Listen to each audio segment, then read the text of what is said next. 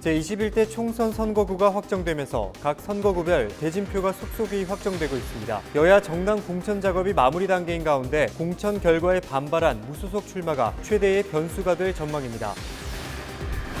총선과 함께 치러지는 기초자치단체장 재보궐선거 대진표도 윤곽을 드러냈습니다. 각 정당의 공천자가 일찌감치 확정되면서 재보궐선거는 뜨거운 본선 경쟁이 시작됐습니다. 약국에서 출생 연도별로 마스크를 판매하는 마스크 오부제가 이번 주부터 시행되고 있습니다. 상당수의 시민들은 마스크 수급에 숨통이 트였다는 반응입니다. 강릉의 매화가 평년보다 20일 정도 빨리 개화하는 등 봄꽃이 예년보다 빠르게 꽃망울을 터뜨리고 있습니다. 계속된 코로나19의 여파로 우울하고 힘겨워하던 시민들도 새 희망을 찾고 있습니다.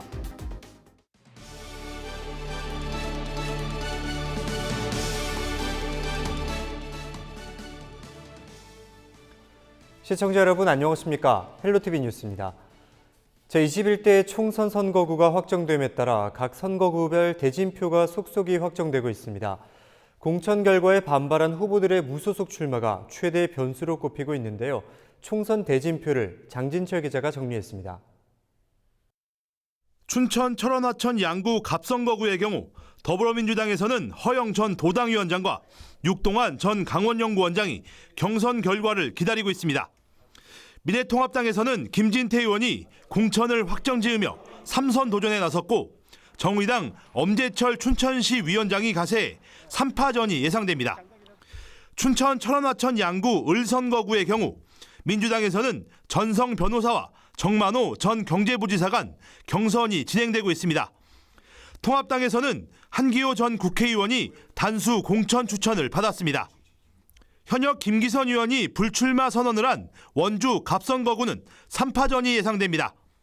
민주당에서는 이광재 전 지사와 박우순 변호사 간 경선 승자가, 통합당은 박정아 전 청와대 대변인이, 그리고 민주당에서 탈당한 권성중 변호사가 무소속으로 뛰어들었습니다.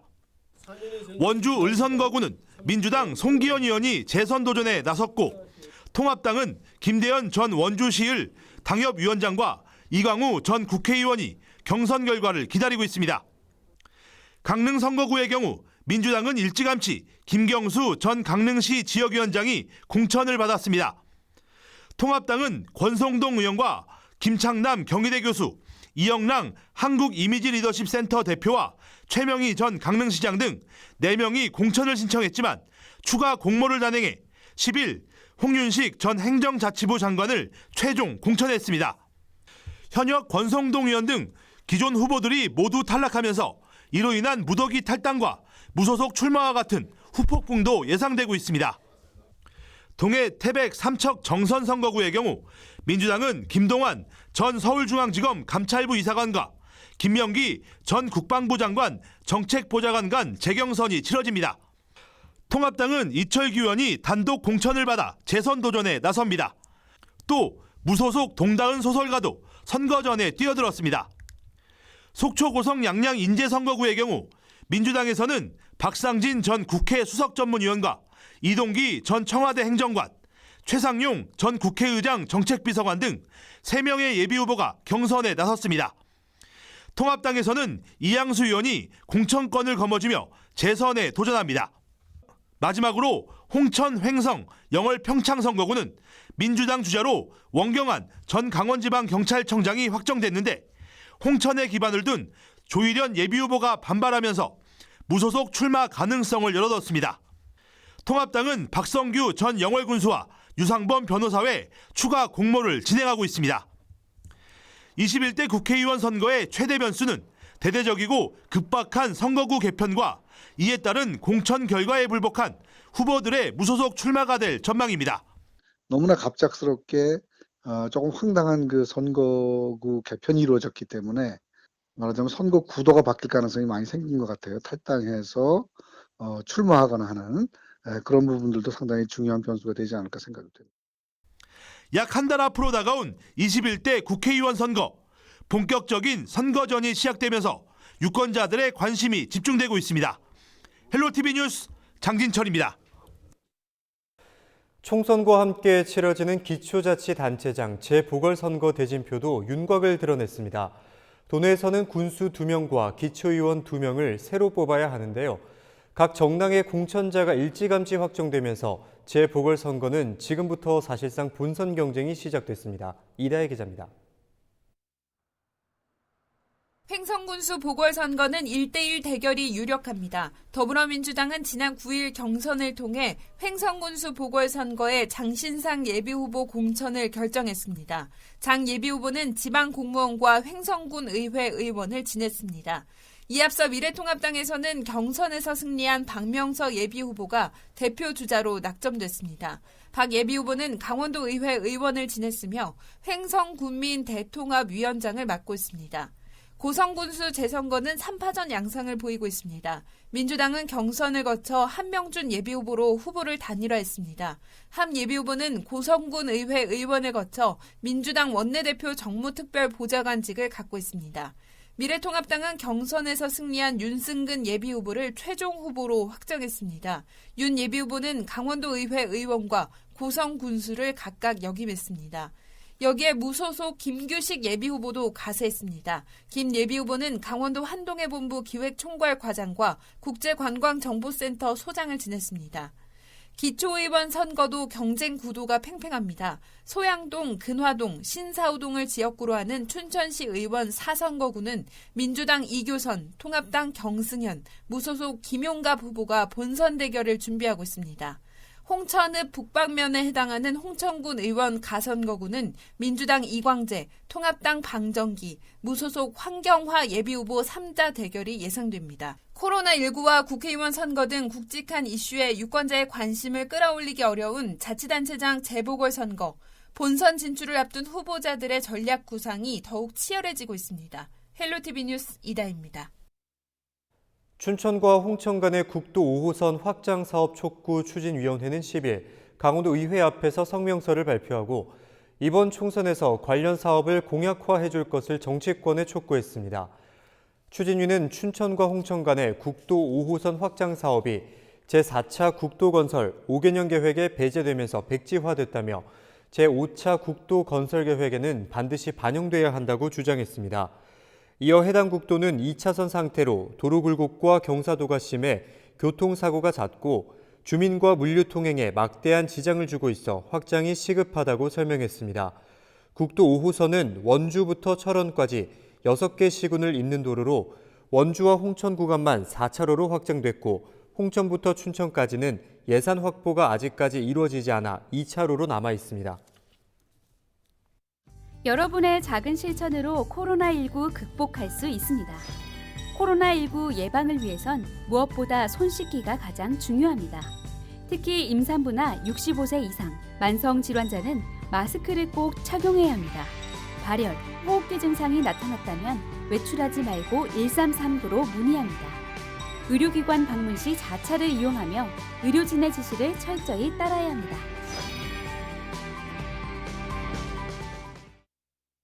다음 뉴스입니다.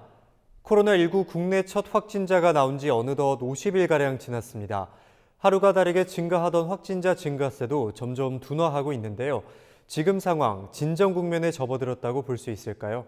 홍승현 기자가 정리했습니다. 코로나19 증가세는 점점 감소하는 추세입니다.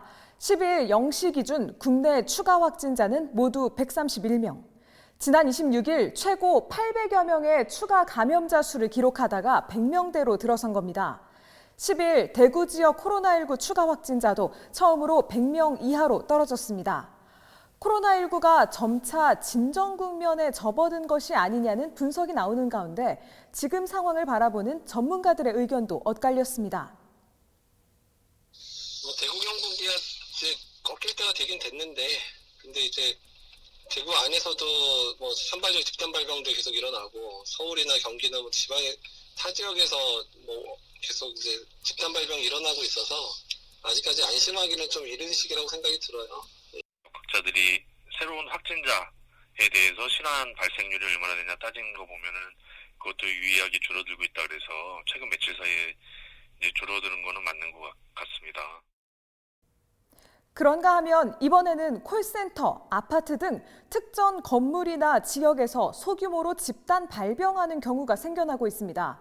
전문가들은 이 상황이 지속될 가능성을 염두에 둬야 한다고 조언합니다. 그리고 지금 가장 조심해야 할 거는 결국에는 국소적인 지역 감염이거든요. 그러니까 뭐 전에도 말씀드렸지만 이게 확진되지 않은, 그러니까 검사받지 않은 그런 잠복된 환자들이 있거든요. 그러니까 그런 경우가 계속 산발적으로 발생을 할 거예요. 그러니까 그 부분 발생했을 때 그거를 얼마나 조기에 이제 확인하고 이제 확산을 차단하느냐가 앞으로의 과제가 될 거거든요. 계속 모든 지역에서. 모든 학교의 개학이 23일로 늦춰진 상황. 개학 이후에 대한 철저한 대비 역시 과제로 떠올랐습니다. 산발적으로 다 나오고 이제 어디 지역에서 나오는 게 아니고 전체가 다 나오잖아요. 그리고 PC방, 줌바 댄스 뭐 중요한 것들은 이제 보통 독감이 유행할 때 하는 건데 조금이라도 증상이 있으면 일단 학교를 가지 않고 검사를 받고 이런 것들을 캠페인을 좀 해야 될 것 같아요. 그렇다면 이런 상황에서 보건당국은 어떤 방역 대책을 펼쳐나가야 할까요? 전문가들은 대구와 타 지역의 대책을 구분해야 한다고 말합니다. 일단 대구는 우선 확진된 분들 진료를 어떻게 잘할 건가에 더 집중을 해야 될 시기가 됐고요. 요양시설 같은 경우에 이제 거기 문제 생기면 사망률이 확 늘어날 수 있으니까 이런 시설 중심으로 어떻게 안전하게 그 분들을 돌볼까에 대한 고민들을 아주 집중적으로 해야 되는 상황이고요. 네. 그리고 다른 지역 같은 경우 이런 산발적 발생 사례가 그 안에서만 끝날 수 있게끔. 이런 상황에서 앞으로 시민들의 대처는 어떻게 변해야 할까요? 보건당국에서 뭐 사실 손 씻기라든지 외출 자제라든지 집단 생활을 좀 피하라든지 이런 방책들은 너무 좋은 거고, 그래서 지금을 잘 유지하시고, 그리고 혹시나 아직도 이제 증상이 혹시 있으신 분들, 걱정이 있으신 분들은 반드시 선별진료소를 나와서 검사를 받으시기를 권해드립니다. 이 구강으로 바이러스가 침투를 굉장히 잘하기 때문에 지금은 식사하는 모임, 그러니까 많이 하는 회식은 자제를 하셔야 되고. 어느덧 국내 발생 2달을 향해 가고 있는 코로나19. 확진자 증가폭이 줄어들지만 안심할 수는 없는 단계인데요. 시민들의 위생 준수와 함께 방역 당국의 철저한 대처가 필요한 시점입니다. 헬로티비 뉴스 홍승현입니다. 정부가 마스크 판매 제도를 개선한 지 이틀이 지났습니다. 약국에서 출생연도별로 판매를 하고 있는데요. 주민들은 약국마다 판매 시간이 달라 혼선도 있었지만 대체적으로 마스크 수급에는 숨통이 트였다는 게 현장의 반응입니다. 박건상 기자의 보도입니다. 10일 강릉 시내의 한 약국입니다. 오전 10시부터 마스크를 판매한다는 안내문이 붙어 있습니다. 이미 10시를 넘겼지만 지난주처럼 길게 늘어선 줄은 찾아볼 수 없습니다. 정부가 마스크 판매 오부제를 시행한 지 이틀째. 약국마다 마스크 배송 시간이 달라 혼돈은 좀 있었지만 현행 시스템에 대해 대부분 만족하고 있는 분위기입니다.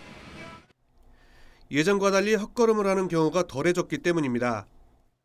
아니 이렇게 주민등록 이걸로 하니까 그전에는 오면은 하나도 못 샀거든요. 그래서 못 하고 댕겼는데 그래도 이 주민등록 제도하고부터는 그래도 한 2번 샀어요. 그러니까 한꺼번에 몰리지 않고 그래도 이제 그걸 찾아가지고 오니까 좀 원활했죠. 하지만 아파트 단지가 밀집된 곳은 준비된 마스크 250개가 30분 만에 소진돼 빈손으로 발걸음을 돌려야 하는 경우도 있었습니다. 낭패를 막기 위해선 약국마다 판매 시간과 재고를 확인하고 구매에 나서야 합니다. 마스크 수급에 숨통이 트였다고는 하지만 여전히 생산이 수요에 미치지 못하면서 지자체들은 천 마스크 보급도 나서고 있습니다. 필터를 교체할 수 있는 천 마스크 보급을 통해 마스크 품귀 현상을 해결해 보겠다는 겁니다. 1인 2매 마스크 제작한 마스크와 필터 1인당 약 30매 정도가 마찬가지로 지난번에 노약자들 또 어르신들한테 배부한 거와 마찬가지로 이통 반장을 통해서 공무원들과 함께. 한편 정부는 마스크 오부제 시행과 함께 주민등록 등본 발급 수수료를 한시적으로 면제키로 했습니다. 헬로티비 뉴스 박건상입니다.